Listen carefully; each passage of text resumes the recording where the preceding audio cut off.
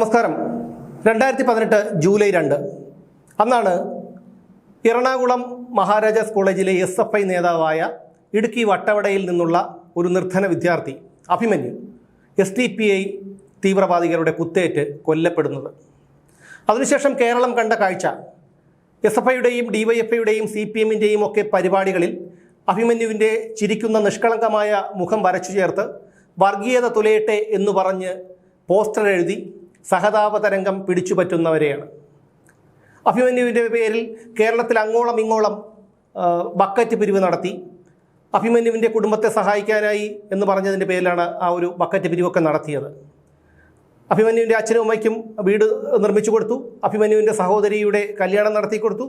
ബാക്കി ഫണ്ട് എന്ത് ചെയ്തോ എന്നുള്ള കാര്യത്തിൽ വ്യക്തതയൊന്നുമില്ല. കണക്കും കാര്യങ്ങളും ഒന്നും ഇല്ലാത്തൊരു കാര്യമാണല്ലോ ഇത്. അപ്പോൾ അതുകൊണ്ട് തന്നെ എനിക്ക് പറയാനുള്ളത് അതേക്കുറിച്ചല്ല. ഇപ്പോൾ 8 വർഷങ്ങൾ പിന്നിട്ടിരിക്കുന്നു. അഭിമന്യു കൊല്ലപ്പെട്ടിട്ട് 8 വർഷം ആകാൻ പോകുന്നു. അപ്പോൾ നമ്മൾ കാണുന്ന കാഴ്ച പരസ്യമായി അഭിമന്യുവിനെ കുത്തിക്കൊലപ്പെടുത്തിയ SDPI തീവ്രവാദികളുടെ പരസ്യ പിന്തുണയാണ് ഇപ്പോൾ CPM വാങ്ങി ഈ തെരഞ്ഞെടുപ്പിനെ നേരിടുന്നത് എന്നുള്ളതാണ്. 2021 നടന്ന തെരഞ്ഞെടുപ്പിലും കഴക്കൂട്ടത്തും നേമത്തും തങ്ങളുടെ പിന്തുണ CPM തേടിയിരുന്നു എന്ന് അന്നത്തെ സംസ്ഥാന പ്രസിഡന്റായ സിയാദ് കണ്ടല പറഞ്ഞിരുന്നു. അതുമാത്രമല്ല, അതിനുശേഷം പത്തനംതിട്ട നഗരസഭ ഉൾപ്പെടെയുള്ള ചില തദ്ദേശ സ്ഥാപനങ്ങളിൽ SDPIയുടെ പിന്തുണയോടുകൂടിയാണ് CPM ഭരിച്ചത്. ഇപ്പോൾ SDPIയുടെ പിന്തുണ തേടിക്കൊണ്ട് CPM വീണ്ടും ഒരു തെരഞ്ഞെടുപ്പിനെ നേരിടുമ്പോൾ അഭിമന്യുവിൻ്റെയും സൈമൺ ബ്രിട്ടോയുടെയും ഒക്കെ പഴയ ചില സംഭവങ്ങൾ വീണ്ടും തലവെക്കുകയാണ്. കേരളം മുഴുവൻ അത് ചർച്ച ചെയ്തു തുടങ്ങിയിരിക്കുന്നു. തോമസ് ഐസക്കും പിണറായി വിജയനും വി ശിവൻകുട്ടിയും ഉൾപ്പെടെയുള്ള CPM നേതാക്കൾ ആരുടെയും വോട്ട് വേണ്ട എന്ന് പറയില്ല എന്ന് പറയുമ്പോൾ അത് SDPIയുടെ വോട്ട് ഞങ്ങൾക്ക് വേണം എന്ന് തന്നെയാണ്.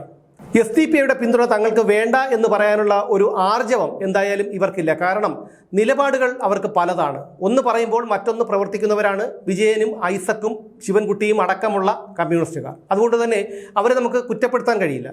പക്ഷേ ഈ ഒരു അവസരത്തിൽ സൈമൺ ബ്രിട്ടോയുടെയും അഭിമന്യുവിൻ്റെയും പഴയ ചില കാര്യങ്ങളൊക്കെ ഉയർന്നു വരികയാണ്. അത് കേരളം ഈ അഭിമന്യുവിൻ്റെ വധത്തിന് ശേഷം പോപ്പുലർ ഫ്രണ്ടിനും SDPIക്കും ക്യാമ്പസ് ഫ്രണ്ടിനുമെതിരെ വലിയ രീതിയിലുള്ള ഒരു പ്രതിഷേധമാണ് CPMും SFIയും ഒക്കെ നടത്തിയത്. കലാലയ രാഷ്ട്രീയ അതിക്രമത്തിൻ്റെ ജീവിക്കുന്ന രക്തസാക്ഷിയായി അറിയപ്പെട്ടിരുന്ന ഒരാളുണ്ട്, മഹാരാജാസിലെ സൈമൺ ബ്രിട്ടോ. ഈ സൈമൺ ബ്രിട്ടോ മഹാരാജാസ് അഭിമന്യു എന്ന ജീവിതക്കുറിപ്പുകൾ എന്ന പേരിൽ ഒരു പുസ്തകം എഴുതിയിട്ടുണ്ട്. അദ്ദേഹം ഇന്ന് ജീവിച്ചിരിപ്പില്ല. അദ്ദേഹത്തിൻ്റെ ആത്മകഥാപരമായ കുറിപ്പുകളുടെ ഈ സമാഹാരം സൈമൺ ബ്രിട്ടോയുടെ മരണത്തിന് ശേഷമാണ് CPMൻ്റെ ജനറൽ സെക്രട്ടറിയായ MA ബേബി പ്രകാശിപ്പിച്ചത്. ആ പുസ്തകത്തിൽ അഭിമന്യുവിൻ്റെ വേർപാടിനെക്കുറിച്ച് ബ്രിട്ടോ വികാരപരമായി പറയുന്നത് ഇങ്ങനെയാണ്: 3:30 മണി വെളുപ്പിന് അസാധാരണമായി എൻ്റെ ഫോൺ ശബ്ദിച്ചു. മഹാരാജാസിൽ കത്തിക്കുത്ത്. ഒരു വിദ്യാർത്ഥി മരിച്ചു, മറ്റൊരാൾ അത്യാസന്ന നിലയിൽ. ഞാൻ മഹാരാജാസിലെ മുസ്തഫയെ വിളിച്ചു, കിട്ടിയില്ല. അമീർ ഫോൺ എടുത്തു. അവൻ്റെ വാക്കുകൾ എൻ്റെ നെഞ്ചകത്ത് ഒരു നെൽമഴ പോലെ പെയ്യാൻ തുടങ്ങി. അഷ്ടദിക്കുകൾ മരവിക്കും പോലെ, കാറ്റിൽ വൻമരം പിഴുതു വീഴും പോലെ, മിന്നൽ പിണർ പോലെ അറിഞ്ഞു അഭിമന്യു കുത്തേറ്റ് മരിച്ചു. അർജുൻ അത്യാസന്ന നിലയിൽ. വിനീതിനും കുത്തേറ്റിട്ടുണ്ട്. തീവ്ര മതരാഷ്ട്രീയവാദികൾ. ആ ഇരുണ്ട വെളുപ്പാൻ കാലത്ത് നിലത്ത് വീണ പളുങ്കുപാത്രം പോലെ ഉടഞ്ഞ മനസ്സുമായി ജനറൽ ആശുപത്രിയിലേക്ക് ഞാൻ വീൽ ചെയറിൽ ചെല്ലുമ്പോൾ അഭിമന്യുവിൻ്റെ അച്ഛൻ മനോഹരൻ എന്നെ കെട്ടിപ്പിടിച്ച് തമിഴിൽ ഉറക്കെ കരഞ്ഞു. അഭിമന്യുവിൻ്റെ അച്ഛൻ മനോഹരനും ഞാനും നിലാവ് എന്ന് പറയുമ്പോൾ സൈമൺ ബ്രിട്ടോയുടെ മകളാണ്. ഇവർ 3 പേരും കൂടി മോർച്ചറിയിലേക്ക് നടന്നു. എൻ്റെ പ്രിയൻ്റെ ചേതനയേറ്റ വിടർന്ന മുഖം കണ്ടു. നെഞ്ചകം പൊട്ടുന്നു, സഹിക്കാൻ കഴിയുന്നില്ല. കൊടുങ്കാറ്റ് പോലെ അലറിയ ഒരു നിലവിളി കേട്ടു: ഞാൻ പെറ്റ മകനെ, എൻ റാസാവേ. ഒരുപാട് കരച്ചിലുകൾ ഞാൻ കേട്ടിട്ടുണ്ട്. ഇതെൻ്റെ നെഞ്ചകം തകർത്തു. നെഞ്ചിൽ നിന്ന് ഊരിയാൽ പോരാത്ത വജ്രസൂചികളായി അതിന്നും തറഞ്ഞിരിപ്പാണ് മരണം വരെ. അന്ന് കോളേജിൽ നടന്ന സംഘർഷത്തെക്കുറിച്ചും പിന്നീട് ബ്രിട്ടോ എഴുതിയത് ഇങ്ങനെയാണ്: അന്ന് പാട്ടയിൽ ചുവന്ന ചായവുമായി വന്ന ഒരുവിൻ്റെ കയ്യിൽ നിന്ന് ബ്രഷും ചായവും അഭിമന്യു പിടിച്ചു വാങ്ങി. ക്യാമ്പസ് ഫ്രണ്ട് നീലമഷിയിൽ തിരുത്തിയെഴുതിയ മതിലിനു നേരെ അവൻ നിന്നെഴുതി നല്ല വലുപ്പത്തിൽ വർഗീയത തുലയട്ടെ എന്ന്. മഹാരാജാസ് കോളേജിൽ SFI പ്രവർത്തകരും KSU പ്രവർത്തകരും തമ്മിൽ നടന്ന ഒരു സംഘർഷത്തിൻ്റെ ഒടുവിൽ നടന്ന ഒരു കത്തിക്കുത്തിലാണ് സൈമൺ ബ്രിട്ടോ കുത്തേറ്റ് വീഴുന്നത്. അതിനുശേഷം അദ്ദേഹത്തിൻ്റെ ജീവിതം വീൽ ചെയറിലായിരുന്നു. അദ്ദേഹം അന്ന് SFIയുടെ സംസ്ഥാന വൈസ് പ്രസിഡൻ്റായിരുന്നു. അദ്ദേഹം ഇന്ന് നമ്മളോടൊപ്പമില്ല. അപ്പോൾ ഈ ഒരു സൈമൺ ബ്രിട്ടോയുടെ അന്നത്തെ അഭിമന്യു കൊല്ലപ്പെട്ടപ്പോഴുള്ള ആ ദിവസത്തിൻ്റെ ഓർമ്മകളൊക്കെ ഇപ്പോൾ വീണ്ടും കേരളത്തിൽ ചർച്ചയാവുകയാണ്. നോക്കൂ, എത്ര ക്രൂരന്മാരാണ് ഈ കമ്മ്യൂണിസ്റ്റുകാർ, ഈ CPMകാർ എന്ന്. നമ്മുടെ കൂട്ടത്തിലുള്ള ഒരുവനെ കുരുതി കൊടുത്തവന്മാരെ അവരുടെ പിന്തുണ തേടിക്കൊണ്ട് വീണ്ടും ഈ ഒരു തിരഞ്ഞെടുപ്പിനെ നേരിടുന്നു എന്നുള്ളതാണ് ഈ ദുഷ്ടന്മാരുടെ ഒരു പ്രത്യേകത എന്ന് പറഞ്ഞാൽ. മറ്റൊരു രാഷ്ട്രീയ പാർട്ടിയും ഇതിന് തയ്യാറാവില്ല, മറ്റൊരു രാഷ്ട്രീയ നേതാക്കളും ഇത്തരം പിന്തുണ ആവശ്യപ്പെടില്ല. അവരത് വേണ്ടെന്ന് പറയുമ്പോൾ ആ ആർജവം വി.ഡി. സതീശൻ കാണിച്ചു. പക്ഷേ വീണ്ടും ഒരു അധികാരത്തിനായി നാവു നുണഞ്ഞിരിക്കുന്ന പിണറായി വിജയന് ആ ഒരു ആർജവമില്ല. ഒരു ഭരണം കിട്ടാത്ത ഒരവസ്ഥയെക്കുറിച്ച് അയാൾക്ക് ചിന്തിക്കാൻ പോലും കഴിയില്ല. അതുകൊണ്ട് അയാൾ എന്തും ചെയ്യുന്ന ഒരവസ്ഥയിലേക്ക് എത്തിയിരിക്കുകയാണ്. മനുഷ്യത്വമുള്ള ആരെങ്കിലും ചെയ്യുന്നതാണോ സ്വന്തം കൂട്ടത്തിലുള്ള, സ്വന്തം ചെറുമകൻ്റെ പ്രായമുള്ള ഒരു വിദ്യാർത്ഥിയെ കുത്തിക്കൊലപ്പെടുത്തിയ മത തീവ്രവാദികളുടെ പിന്തുണ വാങ്ങി ഇവിടെ ഭരണം പിടിക്കാൻ? പൊതുജനങ്ങളുടെ നികുതി പണമെടുത്ത് തിന്നാൻ വെമ്പി നിൽക്കുകയാണ് ഇവന്മാരൊക്കെ. ഈ കഴിഞ്ഞ 10 വർഷം കിരാത ഭരണം കാഴ്ചവെച്ച് ചെയ്യാവുന്ന തെമ്മാടിത്തരങ്ങളും അഴിമതികളും ഒക്കെ ചെയ്തു കൂട്ടി പിണറായി വിജയനും സംഘവും.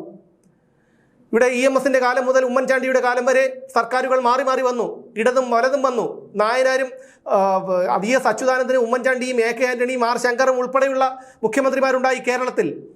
ഇതിലൊക്കെ അഴിമതികളും നടന്നിട്ടുണ്ട്. കരുണാകരൻ്റെ കാലത്ത് ഉൾപ്പെടെ ഇവിടെ അഴിമതികൾ നടന്നിട്ടുണ്ട്. പക്ഷേ പൊതുഖജനാവിനെ ഇത്രയേറെ നശിപ്പിക്കുന്ന, പൊതുസമൂഹത്തെ ഇത്രയേറെ അധപതിപ്പിക്കുന്ന, ഒരു നാടിനെ കടക്കണിയിലേക്ക് തള്ളിയിടുന്ന, പൊതുജനങ്ങളോട് ധാർഷ്ട്യത്തോടും പകയോടും കൂടി പെരുമാറുന്ന ഒരു ഭരണകൂടം ഇതിനു മുമ്പ് കേരളത്തിൽ ഉണ്ടായിട്ടില്ല. പിണറായി വിജയൻ്റെ കാലശേഷം ഇനി ഉണ്ടാകാനും പോകുന്നില്ല. പിണറായി വിജയനും ശിവൻകുട്ടിയും തോമസ് ഐസക്കും ഉൾപ്പെടെയുള്ളവർക്ക് മനുഷ്യത്വമില്ല എന്നുള്ള കാര്യം നമുക്കറിയാം. അങ്ങനെ ഉണ്ടായിരുന്നെങ്കിൽ ഈ SDPI തീവ്രവാദികളുടെ പിന്തുണ തേടില്ലായിരുന്നു.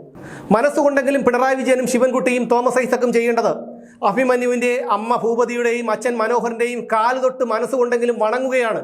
കാരണം നിങ്ങൾക്കിത് വിഷയമില്ല. പക്ഷേ കർമ്മഫലം എന്നുള്ള ഒന്നുണ്ട്. നിങ്ങളുടെ പിൽക്കാലങ്ങൾ, തോമസ് ഐസക്കിനെ സംബന്ധിച്ചിടത്തോളം അതൊന്നും പ്രശ്നമുള്ള ഒരു കാര്യമല്ല. കാരണം അദ്ദേഹം വിവാഹമോചിതനാണ്. അദ്ദേഹത്തിൻ്റെ കുടുംബവുമായിട്ടൊന്നും ബന്ധമില്ല എന്നാണ് പറഞ്ഞു കേൾക്കുന്നത്. പിണറായി വിജയനെ സംബന്ധിച്ചിടത്തോളം ഏറ്റവും വലുത് അദ്ദേഹത്തിൻ്റെ കുടുംബമാണ്. ശിവൻകുട്ടിക്കുമുണ്ട് ഒരു കുടുംബം. അപ്പോൾ ഈ കുടുംബത്തിന് ഈ ഒരു പാപം അവരുടെ തലയിൽ വീഴാതിരിക്കാൻ, ഇല്ലെങ്കിൽ പിൽക്കാലങ്ങളായിരിക്കും, നിങ്ങളുടെ പിൽക്കാലങ്ങൾക്ക് ഈ അഭിമന്യു എന്ന ആ ഒരു ചെറുപ്പക്കാരൻ്റെ ജീവിതം എന്താണ് എന്ന് അറിയുന്നതിന് മുൻപ് തന്നെ മതതീവ്രവാദികളുടെ കുത്തേറ്റ് കൊല്ലപ്പെട്ട പ്രസ്ഥാനത്തിന് വേണ്ടി രക്തസാക്ഷിയായി എന്ന് നിങ്ങൾ അവകാശപ്പെടുന്ന ഒരു ചെറുപ്പക്കാരൻ്റെ ആത്മാവ് നിങ്ങളോട് പൊറുക്കില്ല. നിങ്ങളുടെ പിൽക്കാലങ്ങൾ ഇതിന് അനുഭവിക്കും എന്നുള്ള കാര്യത്തിൽ യാതൊരു തർക്കവുമില്ല. അത് കാണാൻ കേരളത്തിലെ ജനങ്ങൾ ഇവിടെ വീണ്ടും ഉണ്ടാകും.